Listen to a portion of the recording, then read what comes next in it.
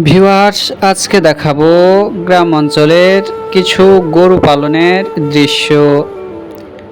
যে কথা না বললেই নয়, আপনারা যদি আমার চ্যানেলে নতুন হয়ে থাকেন অবশ্যই চ্যানেলটি সাবস্ক্রাইব করে লাইক কমেন্ট করে পাশে থাকবেন।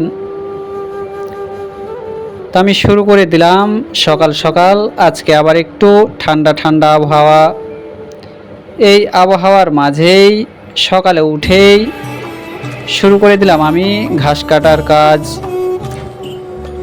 প্রথমত সকালে উঠেই প্রতিদিনের মতোই ঠিক এই কাজগুলোই করতে হয়।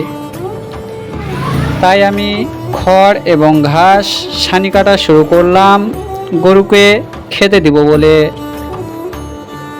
তো নিজের মন মতো যত্ন সহকারে ছানি কাটা মেশিনে ছানি কাটতে থাকলাম।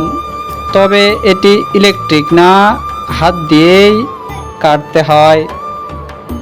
যে কথা না বললেই নয়, এই ঘাসগুলো এমনিতেই পাওয়া যায় না, লাগাতে হয়।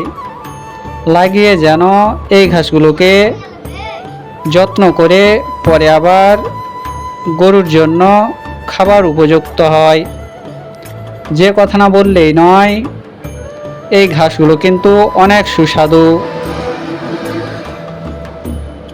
এবং গরু যেন খুব আনন্দ করেই এই ঘাসগুলো খায়। তবে আমার ছানি কাটার কাজ প্রায় শেষের পথে। আসলেই গ্রাম অঞ্চলে 2-4টি গরু পালন করলে এই ধরনের একটু পরিশ্রম করতে হয়। পরিশ্রমের ফলে কিছু আয় উপার্জন করা যায়। বাড়িতে অল্প জায়গার মধ্যেই এই গরু পালন করতে পারবেন আপনি এবং কিছু অর্থ উপার্জন করতে পারবেন। এবার আমি দেখাবো আমার সেই গরুগুলোকে। এক একটি জায়গায় এক একটি গরু বাঁধা রয়েছে, কারণ এক জায়গায় গরু রাখলে গরুই মারামারি করে। এই জন্য যেন সতর্ক হয়েই থাকতে হয়।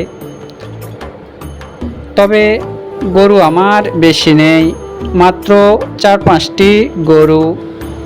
এই গরুগুলোকে নিজের যত্ন মতো লালন পালন করতে হয়।